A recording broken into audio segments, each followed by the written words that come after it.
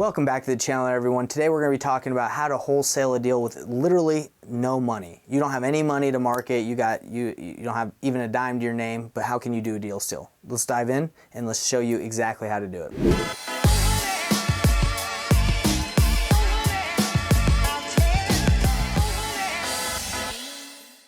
Before we dive into how to wholesale a deal when you literally got not even a cent to your name, let's talk about my Facebook group. If you're brand new and you don't have a lot of money, you should definitely check out my Facebook group because it's free. You're gonna learn how to wholesale, you're gonna learn how to network with other people, you're gonna learn how to do the painless flipping strategy. So go check it out. Just go to Payneless Flipping, P-A-Y-N-E, Payneless Flipping on my Facebook group, and we'll let you right in. So let's dive into how to do a deal when you got literally no money. Guys, I have an experience where I just did a deal for $7,000. It was the total assignment fee was $7,000, and I didn't spend anything, $0. And you can do the same thing too. So right here, I'm gonna break down exactly how I did it. I actually have a call where I had a couple people that I was explaining it to, so I think it's just makes sense to just show you that video because I do a good job of explaining exactly how that deal happened, what I did, the step-by-step process. So let's dive right into this video so you guys can see exactly how I got it done. So the strategy that I have, it's very similar to traditional wholesaling, but it's not the same. With traditional wholesaling, a lot of times they just tell you to go find a deal. I tell you to, before and going to search for deals, spend like a week or two really diving in and developing relationships with your buyers. And it's not something that once you do it once, you're done. It's like a continuous thing. So this is called Painless Flipping Deal Timeline. So I'm going to give you a breakdown of how I did this deal for people that are new and they want to try it. So you pick a market. If you guys are new and you're like, let me be in Tampa, let me be in Jacksonville, let me be in Atlanta, let me be in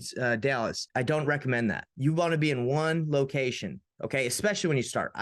There's even people in my market that are doing $3-4 million in their one market. So a lot of people, they think they have to jump all over to do multiple, I guess, generate a lot of revenue. There's enough deals in your market to go around. There's enough revenue. So that's a limiting mindset. I had that too. I had that limiting mindset for a while, and then I went back to Utah.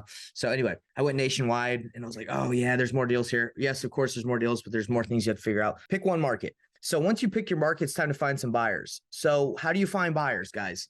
Number one, my favorite is title companies. I call investor-friendly title companies and I ask them who's buying. You can ask hard money lenders. Hard money lenders give money to their buyers so they know who's buying or they know who's actively looking. Agents. You want to network with agents? You can get buyers lists and call through them. That takes a little longer. These, I like these more because they give you warm referrals. Social media posts are good to find buyers, and real estate investing meetups. I have a meetup every month. A lot of buyers go there and they're like, hey, who's got deals? So it's definitely a good place. So this deal that I got, okay, again, 3 hours to do this deal and 5 days. Anybody in here that hasn't done a deal can do a deal if they do this within a short amount of time. So all I did, if you guys can see this picture, I asked my title company for a buyer. I said, hey, Christina, who's buying right now in Ogden? She says, I'm asking some people. She texts me and she group texts me with Scott. I've never met Scott before. Said, thanks, looking forward to meeting you, Nathan. She text messages me and says, hey, Scott, this is a guy who's got a deal. I said, hey, Scott, when do you have time to talk on the phone? I immediately talk to him on the phone. I don't text back and forth. That's not how you develop relationships.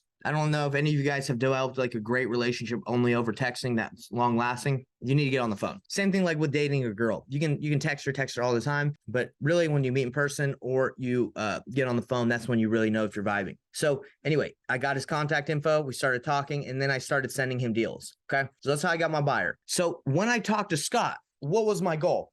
I didn't call Scott and I wasn't like, hey, Scott, like, what do you want? What do you want to buy? It wasn't like that. Okay. You want to like go there and provide value. So when I talked to Scott, I've been wholesaling for a while. So I called him. I said, look, man, how you doing? I do several deals and, I'm looking for specific buyers I can work with where, I can call them, ask them if they'd be interested in a deal and I can get a response because the fact of the matter is, a lot of people email blast out their deals. I don't do that. I call you directly and see if this is a fit for you, or I text it to you. And I hope I would like a response quickly because I only talk to about a couple buyers. My style isn't just blast out crappy deals to everybody and just hope that someone responds.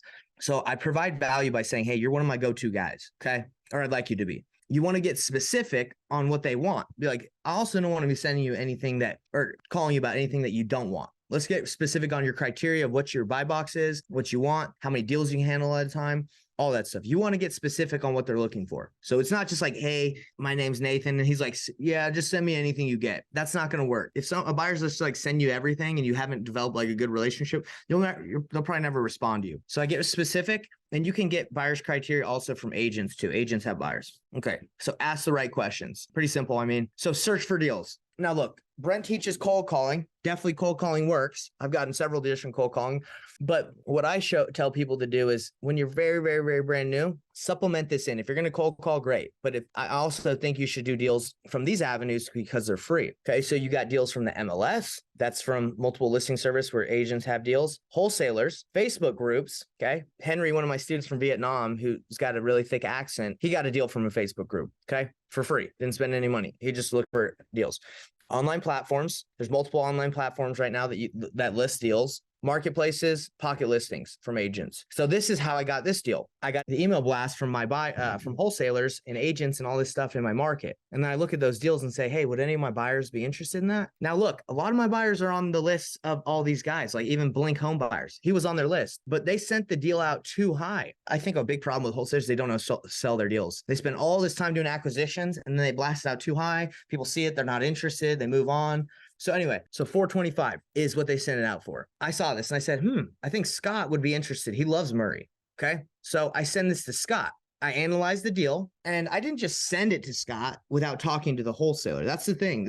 A lot of people think this is daisy chaining. Daisy chaining is when you just get other listings from other wholesalers and just send it to your buyers. Not what I do, not what I teach, not a good idea. What I do is I analyze the deal and see if it makes sense. And this is a quick analysis because I've been doing this for a while. So I'm like, oh, this is close because it's in Murray, but not yet, not like close but no cigar. So I called the wholesaler. And I found out what was going on. Okay. And here's some pictures of the text conversation we had. And then I called her, said, hey, Brandy, what's up? This is Nathan. I think I have someone for your flip. They're like, oh, okay. There's a walkthrough today. I said, hey, I sent this to one of my buyers because you said it was cool. They're actually a lot lower than what your asking price at 425. Should I still send them to the walkthrough? She's like, how much lower? And then I said 393. And she said, that's less than what we got it for. So it's probably not worth sending your buyer. I said, I totally get it. Let's hop on a phone call. She actually told me before hopping on a phone call, she has it at 400,000. So we hop on a phone call and I call her. And again, it's about providing value. So I call her and I say, hey, look, I have some buyers, but 425 is not going to work. She's like, yeah, we might just flip this one. I was like, do you like flipping? She's like, no, but sometimes we flip them if we can't wholesale them. So we just developed a relationship. I was just talking,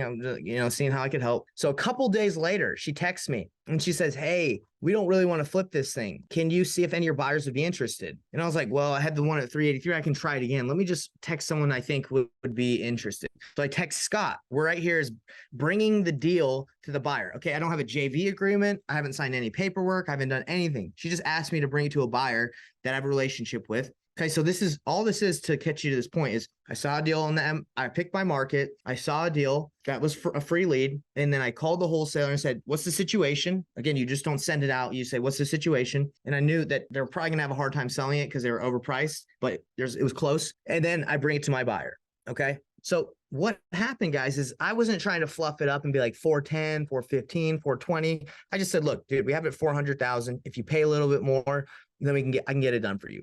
So we got to negotiations. He's like, well, what do you want me to pay? Because 400 is tight. I said, can you do 407? So I can get paid and they can get paid. I know it's a tight deal, so let's just get it done. He's like, okay, I can do 407. So I was like, okay, great. So I went back to the wholesaler and I made the offer to the wholesaler and just said, hey, are you cool with this? Are we good to go? And we negotiated. They said, yeah, 407 is cool. We don't want to flip it. Let's get it done. I know the wholesaler. I know the buyer. I know the title company. I know everybody because I've been doing this for a while and you'll get to that point. So I didn't have to sign any paperwork, guys. I didn't do a JV agreement. I didn't sign a wholesale agreement. I didn't do any of this because I knew everybody. No one's going to snake me out of this deal. And by the way, people don't snake you out of deals if you provide value. Maybe if you just work with someone random, you don't know who they are, you don't trust them, I would get a JV agreement. But I just said, yeah, just throw me in, just give me half of the assignment fee. So they sent all the paperwork. They filed everything to the title company. After I coordinated the walkthrough, they did the paperwork again. So I just got paid $3,500 $3,500. I know that's not like crazy, guys, but with 3 hours of work, no paperwork, no signing, just a couple text messages and some phone calls. So the wholesaler did not make any money. So the wholesaler had it at 400,000.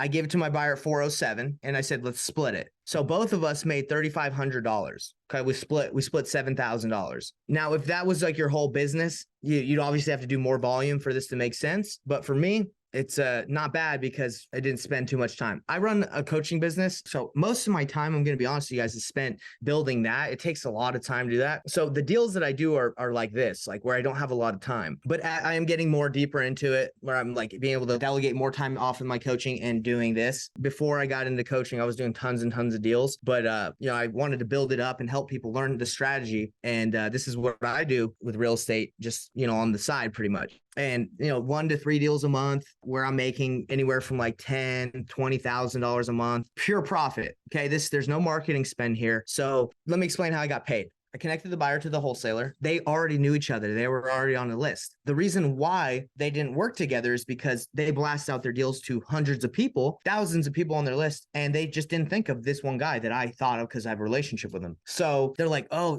we know them. We know him. So don't worry about it. We'll connect. And all they did is they assigned their contract for $400,000 to Scott for $407,000. Okay. They signed it. And on the assignment, it says a fee. Says $7,000 fee, assignment fee. And then on the assignment, they wrote 50% or half of it goes to Nathan Payne. Okay. I didn't have to sign it, didn't have to do anything. And then I got a call from my title lady, Christina, and she's like, hey, we got your check. It's ready for you.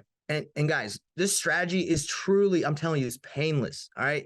Takes time to build those relationships, but I'm telling you, it is painless. Let me show you, like, even my title lady, like, look how dope this is. So she wrote this. Anyway, sorry if you guys can't read that, but it just says, Nathan, the best part is I had no idea and you didn't get a call until the check was ready. Truly painless. Send them all my way. So my title lady didn't even know I was involved until it was time to get paid. Like, until she got the assignment and she's like, oh, cool. Pretty sweet, huh, guys? But I want to make sure everyone understands that how powerful this strategy is with a blown up wholesaling operation that's crushing it for a noob. This is just, you need to know this because I can't tell you how many deals I've done through working with wholesalers. I've done over $500,000 doing deals with wholesalers with little to no marketing spend. I'm telling you guys, this is a great strategy to supplement your business. If you like this information, please like, subscribe, and hit the bell icon for more info so we can grow this channel and you can learn more about how to become a wholesaler real estate investor.